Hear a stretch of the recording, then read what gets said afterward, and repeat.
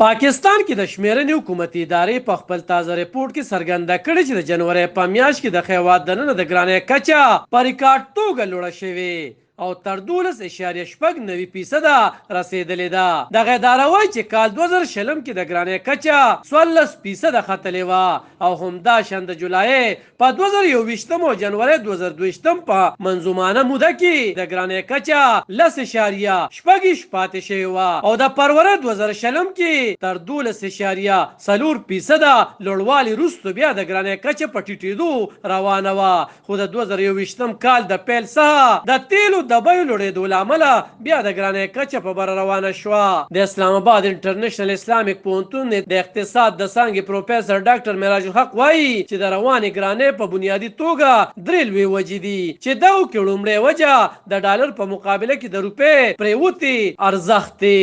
د هغه په وینا د تیلو نرخونو کې زیاتوالی او ضمني بجټ کې نوي ټیکسونه او صنعتونو ته ورکړې شوي رعایتونو بیرته اخیستل هم د سیوا شوي ګرانۍ بنیادي علتونه دي.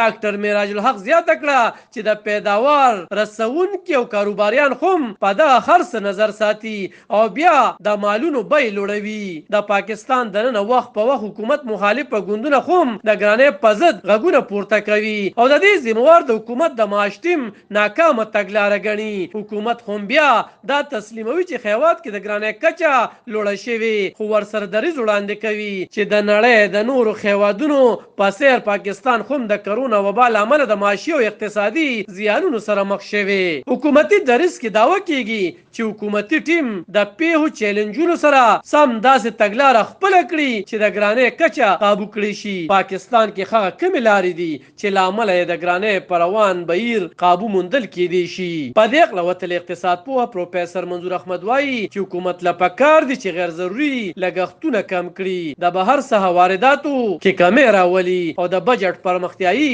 برخه وځنډوي. هغه وایي که چېرې حکومت دا لاره خپله کړي نو امکان دی چې اقتصاد به وده عمومي او ګراني به کمه کړی شي. خو پروفیسر منظور وایي چې داسې ښکاریږي نه چې حکومتي معاشي ټیم به داسې ګامونه واخلي، ځکه چې تر اوسه داسې کم تدبیر په عملي توګه په نظر نه راځي چې د ګرانۍ د مخنیوي لړ کې مؤثره وګڼل شي.